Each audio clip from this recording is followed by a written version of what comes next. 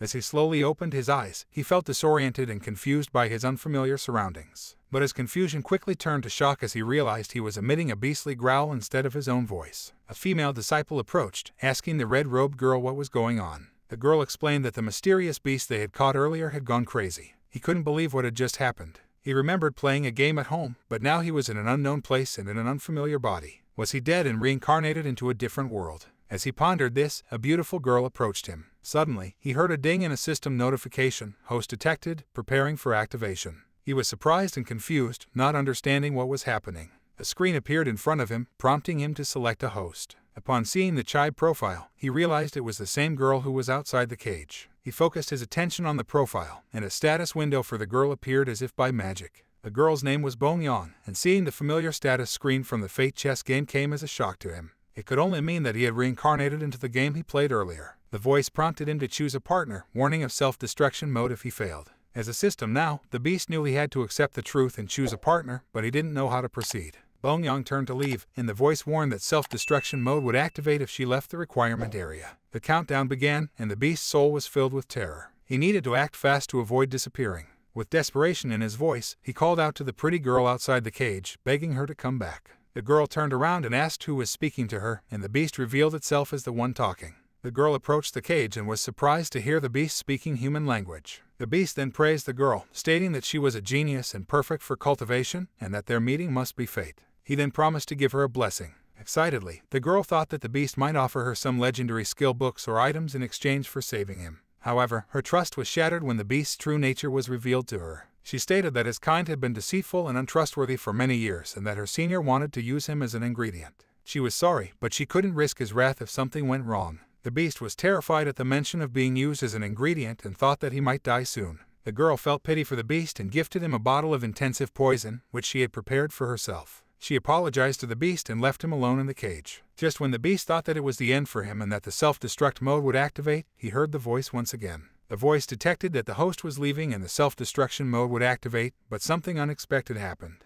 The beast was surprised to see the poison bottle he had acquired in the game appear in front of him. Meanwhile, the girl wore a sad expression, and an arrogant-looking man approached and shouted at her. The girl, named Bong Yang, was taken aback by the manager's sudden appearance. He demanded to know why she didn't accompany Senior Lai when he asked her to yesterday. She attempted to explain that she had other obligations, but he cut her off mid-sentence and slapped her, accusing her of insubordination. The manager boasted that Senior Lai was a top disciple and that Bong Yang should be proud to accompany him. She retorted that Senior Lai wanted to use her as a mere tool to warm his bed and then dispose of her as an ingredient to further his cultivation. The manager was taken aback and asked how she knew the truth. The manager's perverted gaze lingered on her body as he spoke, saying that being an outer disciple meant she was powerless and only useful for pleasing Senior Lai in bed. The girl pushed his hand away as he tried to touch her and asserted her own pride, demanding that he respect her boundaries. But the manager's anger only grew, and he struck her again. This time, the girl managed to block the blow with her arms, but was still forced back a few steps. The manager sneered, mocking her lack of ability and daring to talk back to him. Feeling helpless, the girl decided to give the bottle of poison she had prepared for herself to the small beast. But the manager just laughed, saying that Senior Lai always got what he wanted and that the girl was nothing more than a dog to him.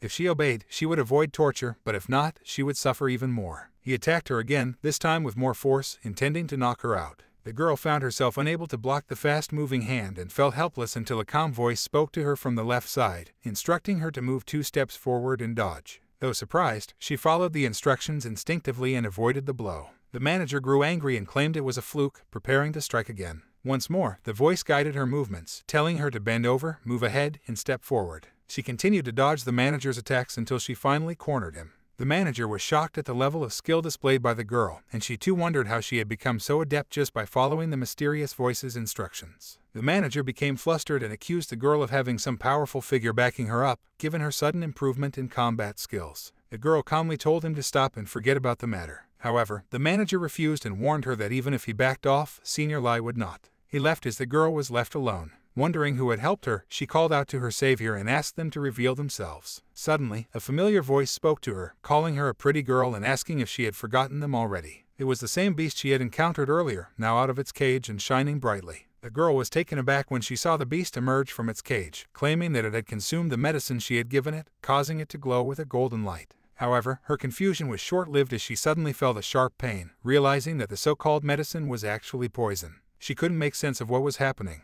The beast noticed her distress and looked at the screen in front of it, which displayed the message "Gave you her last pride. From now on, you could transfer your thought to her and talk to her in mind. As you ate poison, you gain poison resistance and can eat poisonous food." The beast then explained to the girl that it was just a shadow clone of itself, created to communicate with her. The beast had lied to the girl to keep the system functionality a secret. However, the girl was overwhelmed with gratitude towards the unknown beast who had saved her. She asked if he was okay and the beast chuckled, assuring her that he was unharmed. The girl then released the magical cage and expressed her gratitude to the beast, pleading with him to leave before the sex people found and harmed him. The beast questioned what would happen to her if he left. The girl replied with determination, saying that she had already offended Senior Lai, and the sect would come after her anyway. The beast resolved to stall the sex people and buy her some time to escape. He urged her to run away as quickly as possible. The beast declared that he would not let anyone die under his watch. He challenged Senior Lai, saying that he would show him the consequences of his actions. He then asked the girl if she believed him, and she nodded in agreement. Meanwhile, the manager made his way into a luxurious hall, sweating profusely. There was a man sitting on a high platform in a fancy chair, surrounded by several beautiful women. This man was Senior Lai, notorious for his lecherous behavior. Upon hearing the report, he frowned and commented on the girl's refusal to obey his orders. The woman sitting on his lap spoke up in a jealous tone. The man sneered, "She's just a lowly outer disciple. Who does she think she is? Summon her immediately. She should feel honored to receive my order." He grabbed the woman's cheeks in a cold, predatory manner and continued, "I like those kind of women. The more they resist, the more they excite me. It becomes more fun to break them." The woman was left trembling after being thrown off the platform. Senior Lai emitted an intimidating aura as he declared that if she wouldn't come to him, he would go to her secret training spot hidden in the mountains. Lu Fen had told the beast about this hidden location, where he could rest and stay hidden for the time being. Lying on the bed with a satisfied expression, the beast suddenly remembered the main mission displayed on the system window to prevent a disaster from occurring.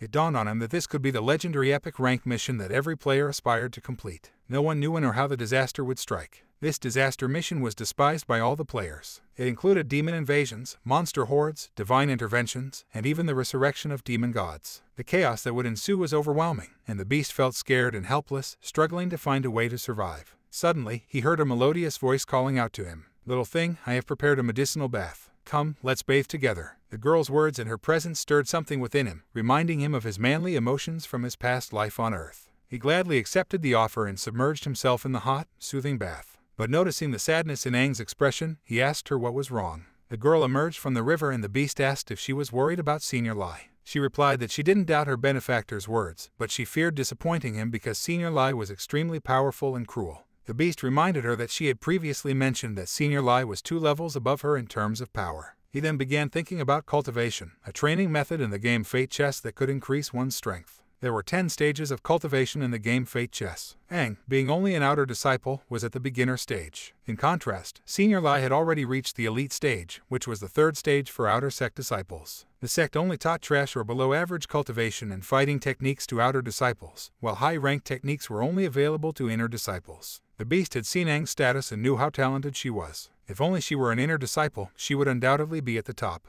He then cursed the power that reincarnated him as a system since it had not provided him with any fighting or cultivation techniques. The beast quickly got up and noticed that it was the scent of a love potion. He looked at Aang and saw that she was blushing and acting strange. The beast realized that someone had cast a love spell on her. He quickly used his knowledge of the game to figure out a way to break the spell. He then chanted an incantation and sprinkled some magical dust on Aang, breaking the love spell. Aang looked at the beast with gratitude and thanked him for saving her. The beast felt a sense of relief and was glad that he could help her. He then realized that they needed to be careful as someone was trying to harm them. They needed to figure out who was behind this and stop them before it was too late. The beast's expression shifted and he quickly instructed the girl to cover her nose and run outside. A man with a lascivious look stood outside the house and spoke with anger. He accused the girl of rejecting his invitation and releasing a spiritual beast that he intended to use as an ingredient. He threatened to punish her, but promised to be gentle in a mocking tone. The girl recognized the man as Senior Lai and became frightened. However, the beast assured her that everything would be okay as long as she followed his instructions. Senior Lai opened the door and introduced the mist, explaining that it was called an erotic mist that would enhance their enjoyment.